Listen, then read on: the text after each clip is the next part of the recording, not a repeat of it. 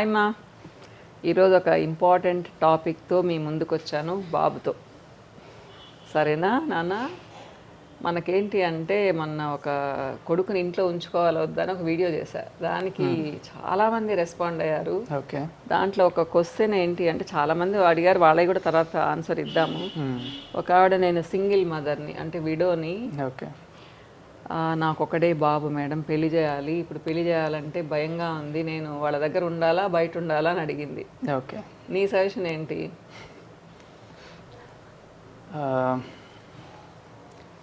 ఇది అంత అంటే మీరు అడిగినంత ఈజీ క్వశ్చన్ కాదేమో వెంటనే ఇమీడియట్గా ఆన్సర్ చేయడానికి. ఒకటండి, మీరు అందరూ ఒకే ఇంట్లో ఉన్నప్పుడు మీకు కొన్ని రోజులకే అర్థమవుతుంది ఒకరితో ఒకరికి కంపాటబిలిటీ ఎలా ఉంది, వచ్చిన అమ్మాయి మీకు తగినట్టు ఉందా లేదా అనేది మీకు కొన్ని రోజుల్లోనే ఖచ్చితంగా అర్థమైపోతుంది. అది అర్థమైనప్పుడు అంతా కరెక్ట్గా ఉంటే నేనేం చెప్పక్కర్లేదు, మీరే హ్యాపీగా ఉంటారు. ఒకవేళ లేదు అంటే ఇప్పుడు ఉన్న పరిస్థితుల్లో మీకు తగ్గట్టు ఆ అమ్మాయిని మార్చే పరిస్థితి మీకు ఉండదు. నా ఒపీనియన్. అంటే నువ్వు ఇట్లా ఉండాలి ఇట్లే ఉండాలి అంటే మేబీ దానివల్ల కూడా కొన్ని ఇష్యూస్ రావచ్చేమో. సో సపరేట్ అయిపోయి, అంటే మీరు సింగిల్ లేడీ విడో అంటున్నారు కాబట్టి సపరేట్గా ఉండడం కూడా ఛాలెంజింగ్. ఇన్ని రోజులు కొడుకు ఉంటాడు చూసుకోవడానికి, అతను వేరే దగ్గర ఉండి మీరు సింగిల్గా ఉంటే అది మీకు ఈజీ అయి ఉండొచ్చు, సపరేట్ అయిపోయి ఉండడం కూడా. అన్నిటికంటే ఇంపార్టెంట్, మీకంటూ కొంచెం ఆస్తి ఏదైనా ఉందా లేదా.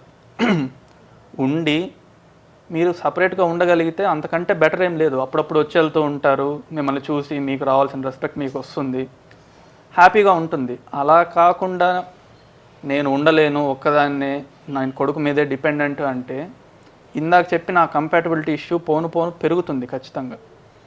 అండ్ వన్ ఫైనల్ డే, అంటే ఇలా చెప్పడానికి నాకు బాధగా ఉంది, మీ కొడుకే మిమ్మల్ని ఇంట్లో నుంచి వెళ్ళిపోమనొచ్చు. అంటే సిచ్యువేషన్స్ని చూసి చెప్తున్నానండి నేను కూడా. నా ఎగ్జాక్ట్గా ఇట్లని కాదు, బయట పరిస్థితుల్ని చూసి చెప్తున్నాను అనమాట. అంత దూరం రానికుండా ఉండాలి అంటే మీకు ఇనిషియల్గానే అర్థమయ్యి మీరు తీసుకునే డెసిషన్ బట్టే ఉంటుంది. కాకపోతే మీ కొడుకు మీకు ఎంత సపోర్ట్ చేస్తున్నాడు అనేది కూడా ఇంపార్టెంట్. కొడుకుల పరిస్థితి ఎలా ఉంటుంది అంటే అంటే నేను ఒక అబ్బాయిలాగా ఆలోచించి చెప్తున్నాను. అమ్మ భార్య అన్నప్పుడు చాలా కష్టంగా ఉంటుంది ఆ డెసిషన్, ఎటు సైడ్ ఉండాలి అని. చాలాసార్లు బ్యాలెన్స్డ్గా ఉండడానికి, రెండు సైడ్లు న్యాయం చేయడానికే ట్రై చేస్తారు మోస్ట్లీ. ఇంకా కుదరదు అన్నప్పుడు ఎవరి సైడ్ తీసుకుంటారు అనే దాంట్లో 90% భార్యల సైడే తీసుకుంటారు మోస్ట్లీ. అమ్మలు కూడా అదే చెప్తారు, నీ భార్యతో నువ్వు సక్రమంగా ఉండు అంటారు. కాబట్టి అది మీకు మీరే ఆలోచించుకొని డెసిషన్ తీసుకోవడం బెటర్ అనేది నా సజెషన్. ఇంకా మీకు డీప్ అనాలిసిస్ అయితే నాకంటే అమ్మ బాగా ఇవ్వగలుగుతారు అనేది నా ఫీలింగ్ కూడా. అదే నాన్న, నువ్వు ఈ ప్రజెంట్ జనరేషన్ కాబట్టి చెప్పావు. నేను మా వైపు నుంచి ఎలా చెప్తాను అంటే, సింగిల్ మదరు చాలా హోప్స్ పెట్టుకొని ఉంటుంది తను వాళ్ళ బాబు మీద. ఇంకంటే ఆమె ప్రపంచం అంతా బాబే ఉంటాడు. అంతే కదా. ఇక్కడ ఏం చేయాలి అంటే, ఆవిడ పెళ్లి చేసేటప్పటికి కొంచెం బ్రాడ్ మైండెడ్గా అవ్వాలి. ఒక అమ్మాయి వస్తుంది ఫ్యామిలీలోకి, నా కోడలు, నా కూతురులాగా, నా కొడుకు ప్రేమని నాతో పాటు తను కూడా షేర్ చేసుకుంటుంది అనే ఉద్దేశంతో ఉండాలి. అలా లేదు అనుకో, జెలసీ వచ్చేస్తుంది. ఈ అమ్మాయి వచ్చి డెఫినెట్గా ఏంటంటే పెళ్ళైన తర్వాత అమ్మ కంటే భార్య మీద ఇంట్రెస్ట్ చూపిస్తారు. అమ్మ ఏంటంటే ఎప్పటి నుంచో ఉంది కాబట్టి కొంచెం ఇది నేను మా అత్తగారి విషయంలో కూడా చూశాను. నేను అప్పుడు మా వారితో కూడా చెప్పేదాన్ని, నేను చాలా బాగా అబ్జర్వ్ చేస్తాను మా మనుషుల్ని. ఆనంద్ ఎప్పుడు నా వెంట తిరుగుతూ ఉండేవాడు. మా ఆంటీ కొంచెం ఉండేదన్నమాట ఫీలింగ్, వద్దు ఆవిడ నెగ్లెక్ట్ చేయొద్దు అని చెప్పేదాన్ని అనమాట నేను. కానీ అందరు అమ్మాయిలు ఇలా ఆలోచిస్తారా, అందులో ప్రజెంట్ జనరేషన్ ఇలా ఆలోచిస్తారా అనేది తెలియదు మనకి. కాబట్టి మనమే మారామనుకోండి, మనం పెద్దవాళ్ళం, పెద్దరికం తీసుకొని కొత్తగా ముచ్చటగా పెళ్ళయింది, వాళ్ళకి ప్రైవసీ ఇద్దాము, వాళ్ళని కొంచెం తిరగనిద్దాము అని మీరు కోడలతో ఒక 1 year ఫ్రీగా వదిలేశారు అంటే ఫ్రీగా వదిలేశారంటే నెత్తిన పెట్టుకోమని నేనేం చెప్పడం లేదు మా. వాళ్ళ లిమిట్స్ వాళ్ళకు ఉండాలి. నేను ఎప్పుడు చెప్తాను మా కొడుకులకైనా, కోడళ్ళకైనా, కూతుళ్ళకైనా, అల్లుడికైనా, హస్బెండ్కైనా ఎవరి లిమిట్ వాళ్ళకు ఉండాలి. అది దాటనిచ్చాము అంటే మనం కంట్రోల్ చేయలేమన్నమాట. కాబట్టి ఏంటి అంటే ప్రేమగా ఉండాలి. ఇప్పుడు మీరు కొడుక్కి ఎలా సర్వీస్ చేస్తున్నారు, కొన్ని రోజులు కోడలికి చేయండి. దానివల్ల నష్టం ఏంటి? ఇంకొంచెం ఎక్కువ వండుతారు, కొంచెం అడుగుతారు, ఆ పాపకి ఏది ఇష్టమో అని అడుగుతారు, ఏం చేసుకుందామమ్మా అని అడుగుతారు. దానివల్ల ఏంటి అంటే కోడలికి ఆ బిలాంగింగ్నెస్ వస్తుంది. మన ఇల్లు అని మాట్లాడాలి. చాలామంది అత్తమ్మలు చెయ్యడం లేదు అని చెప్పను, కానీ ఇప్పుడు ఆవిడ దగ్గర ఫుల్ డబ్బులు ఉందనుకుందాం, నా ఇల్లు అంటారు. సో కోడలికి ఏంటంటే మండుద్ది, ఏమి ఇల్లు ఇది, నా ఇల్లు కాదు అని అనిపిస్తుంది అనమాట. మన ఇల్లు అని ఎప్పుడైతే అంటారో ఓకే మన అత్తమ్మ అనిపిస్తుంది. ముఖ్యంగా సింగిల్ మదర్ ఉండేవాళ్ళు మన అని కలుపుకోవాలి.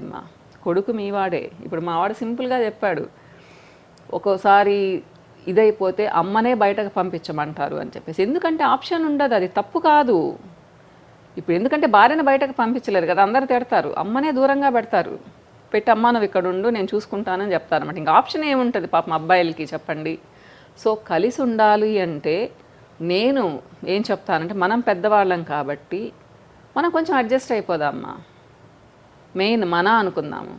ప్రేమగా చెప్తే ఇప్పటికి కూడా చాలామంది కోడళ్ళు బాగుంటారనే నా ఉద్దేశం. మేబీ ఒక 20% విరుద్ధంగా ఉండేవాళ్ళు ఉండుండొచ్చు, మిగతా వాళ్ళందరూ బాగానే ఉంటారమ్మా. కొంచెం పని చేసి పెట్టడం, ఫస్ట్ ఇయర్లో మనం కొంచెం పని చేసి పెడితే ఏమవుతుంది, తర్వాత అది పని చేస్తుంది, అంతే కదా. ఇక్కడ ఇంకొకటి కూడా, కొంతమంది నువ్వు కామెంట్స్ చదువు ఉంటే నా కోడలు ఒక్క పని చేయదు, ఉదయం 10 గంటలకు లేస్తుంది అని చెప్పారు. అలాంటి వాళ్ళని నేను ఎంకరేజ్ చేయమని చెప్పను, తప్పు అది. ఒక అమ్మాయి 9:30 10 గంటల పైన నిద్ర లేస్తుంది అంటే బాధ్యత లేకుండా ఉందని అర్థం. అలాంటి వాళ్ళతో నిజంగా మీరు దూరంగా ఉండడమే బెటరు.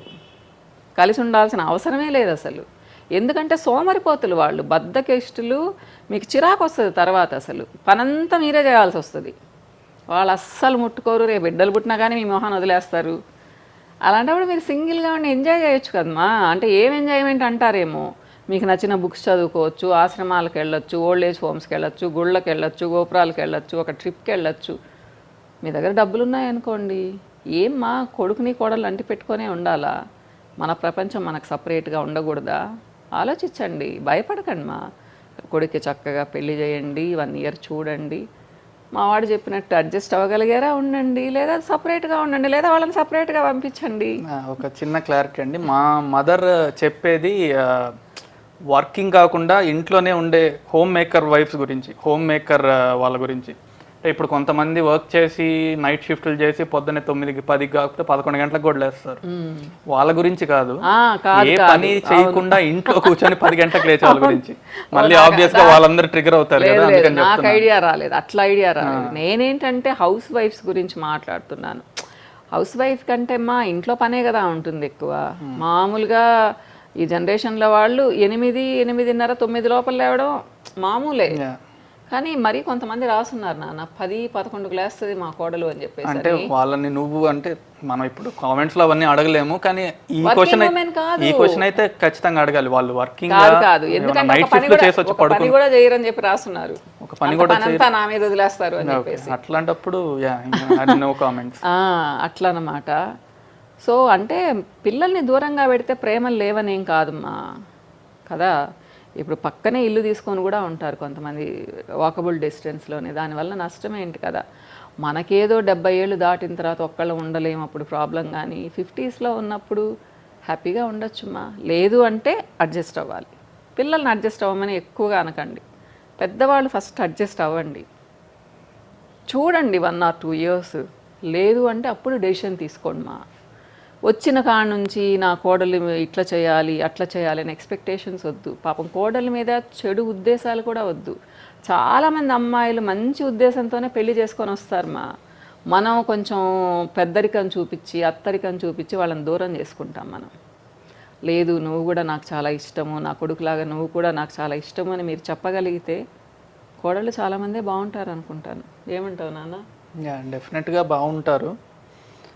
అండ్ ఇంకా ఎక్స్ట్రీమ్ సిచ్యువేషన్కి కూడా మెయిన్ రీజన్ అండి peace of mind. End of the day ఇంట్లో ఉండే వాళ్ళందరూ ప్రశాంతంగా ఉండాలి. నా సైడ్ నుంచి నేను ఆలోచిస్తే, ఒకవేళ ఆ సిచ్యువేషన్లో పెట్టుకొని మనకేవో డ్రీమ్స్ ఉంటాయి. సో ఇట్లాంటి సిచ్యువేషన్ ఇంట్లో ఎప్పుడు అన్రెస్ట్ ఉంటే ఫిజికల్గా మెంటల్గా చాలా డిస్టర్బ్ అయిపోతారు. ముందుకు వెళ్ళలేము, ఇంట్లో ఎప్పుడు నరకంలాగా ఉంటుంది. సో ఆ సిచ్యువేషన్లో అయితే నా బెస్ట్ సజెషన్ సపరేట్ అయిపోవడమే. అండ్ ఇందాక అమ్మ చెప్పినట్టు సపరేట్గా పెట్టారు అంటే అమ్మ మీద ఏదో ప్రేమ తగ్గిపోయినట్టు కాదు, భార్య అంత ఎక్కువ అయినట్టు కాదు. అది ఇంకా ఆ సిచ్యువేషన్కి నెసెసిటీ లాగా చూడాలి, హ్యాండిల్ అంతే చేయడం అంతే అంతే. ఇంకా. అందరూ పీస్ఫుల్గా ఉంటారు అని. అవును అంతే, రోజు ఉండి తన్నుకునే కంటే Yeah. కొంచెం దూరంగా ఉండి అభిమానంగా ఉండడం బెటర్ అన్నమాట. ఇదే మేము ఇచ్చే సొల్యూషన్ అయితే.